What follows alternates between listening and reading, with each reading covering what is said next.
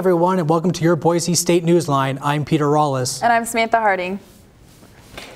In one of my articles for The Arbiter this week, I covered some of the legislation moving through the Associated Students of Boise State University, or ASBSU, Student Assembly, specifically a resolution to protect undocumented and DACA Broncos. The resolution, presented by Students Honoring Active Demarginalization Efforts, or SHADES, was initially introduced on January 25, 2017. It passed through Assembly but failed when reaching the ASBSU Executive Council. It was brought back to the Council for a second time on Monday, February 28th, where it encountered a long, thoughtful discussion.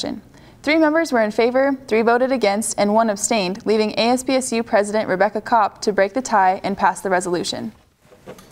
The Boise State Nationalist Club reemerged on campus on Thursday, February 23rd, when they held a meeting in the Albertsons Library. Meanwhile, a group protesting the Nationalist message was outside on the front steps. Brandon Rasmussen and Maxwell Peterson were there to cover the events for the Arbiter article this week. The Nationalist group said the purpose of the meeting was to allow the members to become acquainted, draft a mission statement, and begin to spread awareness about the interests of the Nationalists at Boise State. The protesters outside made it clear they were not angry the group was meeting, but rather they disagree with their ideals and message. I also wrote about the Boise State Spring 2017 tuition and fee hearing, which was held on Tuesday, February 21st, where the Executive Budget Committee discussed the budget for the 2018 fiscal year. An overall tuition increase of 5% per full-time equivalent, or FTE, student for fiscal year 2018 was proposed by Associate Vice President for Budget and Planning and Chairman of the hearing, Ken Klein.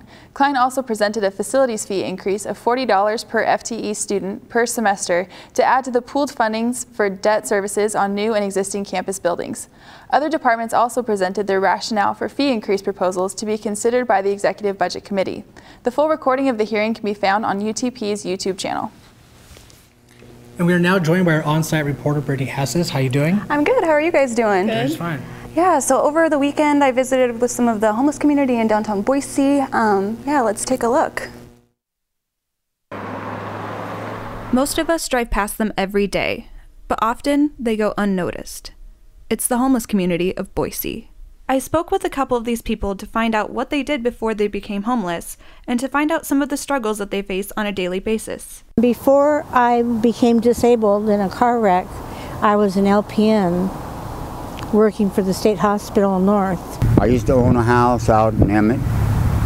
If we're staying outside and we're not inside in a homeless shelter, I don't get much sleep. I just keep one eye open all the time because you never know what's going on here at night. We really need a lot more shelters and help. Corpus Christi House is currently the only daytime homeless shelter in Boise. I sat down with board chair member Emily Johnson to find out more about what the facility does. A lot of what we do, honestly, is we provide the building. So a place to get out of the elements. We have a men and women's restroom, both have showers, so people can come and take showers. We have laundry facilities, so guests can sign up and do their laundry. But I really think at the end of the day, the most important thing that we do is we're a place where people can feel welcome. So all of our volunteers are extremely compassionate and they enjoy spending time with our guests. So it's somewhere where you can go and be warm, grab a cup of coffee, see a smiling face, and really just be. The issue of homelessness is sometimes a lot more complicated than people think. There's a lot of women with children. There's a lot of men that have been disabled that are out of work, that can't get work because they're older and disabled. The reality is there's a lot bigger issues happening with people who are experiencing homelessness, and it's a much more complicated issue than just I choose to not have a job. Once you get into it, it's just like digging a hole. You know, every day you're just a little bit deeper. In 24 hours I was everything gone, and it changed my attitude. I hope everybody doesn't have to go through the same thing to change theirs. It's one thing to sit on your couch and think about it. It's another thing to get involved, to roll up your sleeves and take some action on something you truly believe in. For more information on how you can get involved, please visit the Corpus Christi House website. From Boise State Newsline, I'm Brittany Hasses. And now we're joined by Jamie Bingham with this week's sports recap. How you doing, Jamie? Hey, well, it was a busy week at Taco Bell Arena with both the men and women's basketball teams playing opponents at home. Cool. First up, the women went into their game against Nevada on February 22nd with a 3-game winning streak. They battled with the Wolfpack until the last 3 minutes with big baskets by number 33, Joyce Harrell, and number 31, Marika Vanderschaft, moved the Broncos out front 68-66. Vanderschaft was a significant factor for the Broncos with 14 points and a team-high 7 rebounds and 5 blocks. With 4 seconds left in the game, number 10, Zai Rodriguez, hit crucial free throws that allowed the Broncos to finish with the lead. Freshman number 21, Riley Lupfer, was also dominant with 10 points for the night. The final, Boise State 77, Nevada 74. Moving now to the men as they took on San Jose State at home February 25th. The 2017 seniors, number 13, Nick Duncan, and number 55, James Reed, each contributed with big baskets as well as free throws. Duncan going 2 for 2 and Reed going 5 for 6 at the line. Number 30, Paris Austin, was the Broncos' leading scorer for the night with 18 points. But the big stars against the Spartans were freshman guards number 34, Alex Hobbs, and number 3, Justinian Jessup. Hobbs had a career-high 16 points along with 5 rebounds. Jessup finished tonight with 14 points, going 100% at the free throw line. The final, Boise State 85, San Jose State 78. But you know, those two are just they're getting better, and Alex has really improved, and they're important, and it's great to see them making jumps, and you know, it's good for them to get this kind of experience in meaningful games.